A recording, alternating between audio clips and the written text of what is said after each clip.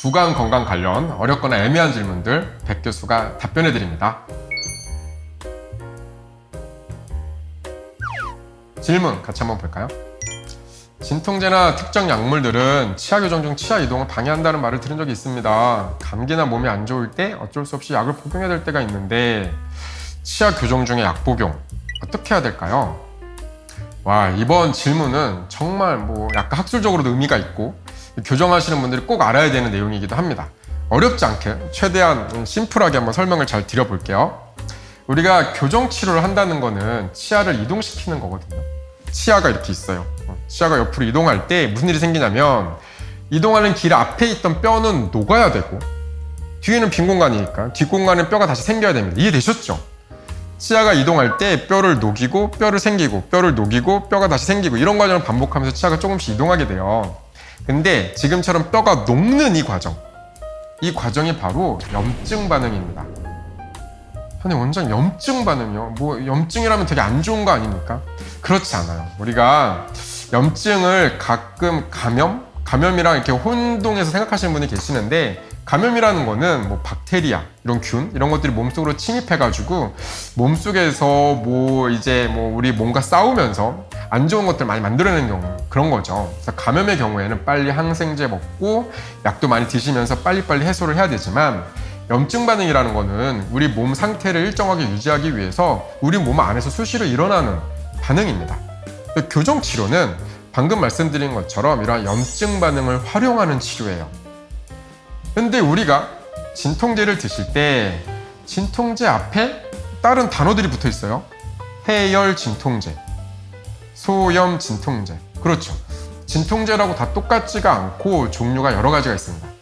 해열 진통제는 뭐냐면 대표적인 예로 바로 타이레놀, 아세트아미노펜 이런 거죠. 잘 아시죠? 근데 이런 것들을 해열 진통제. 해열 진통제라는 건 뭡니까? 진통 효과, 통증도 완화시키면서 열도 떨어뜨린다는 거죠.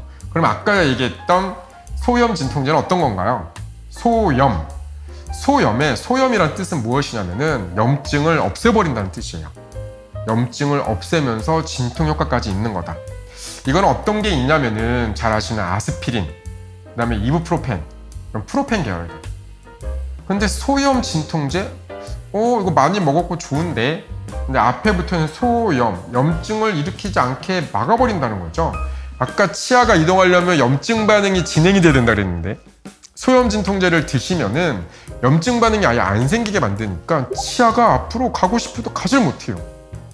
앞에 뼈가 녹질 않으니까. 잘 이해되셨죠?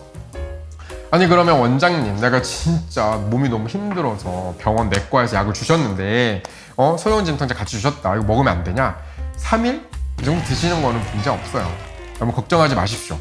그러나 문제가 되는 케이스가 뭐냐면은 내가 두통이 조금 온다고 해서 바로 아스피린 드시거나 일주일에 하루 이틀씩, 다음 일주일에 또 하루 이틀씩 주기적으로 계속 드시거나 그러면 치아가 이동하려다가도 염증 반응이 안 되니까 이동을 못하고 이동하려다가도 막히고 이런 일들이 생길 수가 있어요. 그러니까 진통 효과를 위해서라면 해열 진통제 위주로 드시는 게 바람직하고요. 그 다음에 어쩔 수 없이 소염 진통제를 드시더라도 단기간 일시적으로 드시는 것들은 너무 걱정하지 않아도 되겠습니다.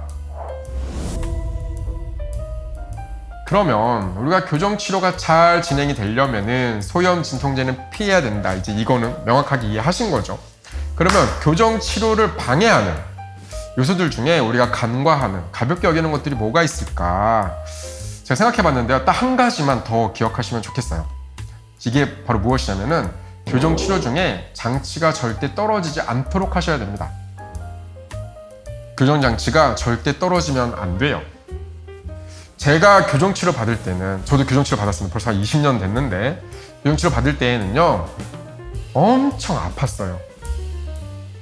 제가 그래서 교정 치료 받는 중에 제 소원이 무엇이었냐면 탕수육을 마음 편하게 먹는 게 제 소원이었습니다. 근데 요즘은 전혀 그렇지 않거든요. 장치도 좋아졌지, 우리가 철사라고 이야기하는 교정용 호선도 부드럽고 좋은 걸 많이 쓰지, 의사들의 테크닉도 좋아졌지 해가지고 교정 치료가 그 수준 전처럼 많이 아프거나 힘들지 않아요. 그러다 보니까 교정하는 우리 환자분들이 처음부터 딱딱한 거를 편하게 먹어요. 딱딱한 음식들을. 근데 교정 장치 위에 딱딱한 음식이 딱 올라가 버리면은 아주 절묘하게 씹히는 순간 장치에 무리한 힘이 가해진 장치가 떨어질 수 있거든요. 장치가 떨어지면 다시 붙이면 되죠. 그렇죠? 그러나 장치를 붙이기 전까지 치아를 이렇게 이동했다가 장치가 떨어졌어. 그럼 그 상태에서 멈췄다가 다시 장치를 붙이면 치아가 앞으로 이동하는 게 아니고, 이 치아 주변으로는 고무줄 같은 게 붙어 있어서요, 치아를 이동했는데 장치가 떨어졌잖아요? 그럼 그 기간 동안 다시 치아가 뒤로 갑니다. 치료가 가다가 멈춰서 다시 앞으로 가는 게 아니라 갔다가 뒤로 갔다가 왔다리 갔다리 왔다리 갔다리. 이래버리면 교정 기간도 2배로 길어지고, 이 길어지는 기간만큼 양치도 힘들어져, 먹는 것도 조금 불편해, 이렇게 불편한 것들이 자꾸 가중될 수가 있어요. 그래서 제가 아까 말씀드린 것처럼 교정 치료 중에는 치아가 교정 장치가 절대 떨어지지 않도록 여러모로 주의를 잘 해주셔야 됩니다. 근데 치아가 이동하다 보면은 처음에는 장치가 위치아 이렇게 씹히지 않았었는데 어느 순간부터 장치에 치아가 닿는 경우들이 있어요. 그러면은 장치가 쉽게 떨어질 수 있거든요. 그때는 치과에 얼른 오셔가지고 장치의 위치를 수정한다든지 적절한 치료를 받으셔서 그냥 교정 장치가 치아에 잘 붙어 있도록 해주셔야 됩니다. 우리 교정 치료라는 거는 한번 시작하면 1년도 걸리고 2년도 걸리고 이렇게 오랜 기간이 걸리죠. 그러니까 치료가 한 번에 딱 끝나질 않고, 교정 치료는 마치 환자분과 우리 의사 선생님이 같이 하는 여행과도 같아요. 그런데 이 여행 과정의 끝이 뭐 다시 원상태로 돌아오는 것도 아니고, 더 안 좋은 데로 가는 것도 아니고, 더 이뻐지는 상황으로 가는 겁니다. 그래서 꼭 기대하는 마음으로 우리 의료진들과 함께, 믿을 수 있는 의료진들과 함께 교정 치료를 잘 진행하시기를 바랍니다.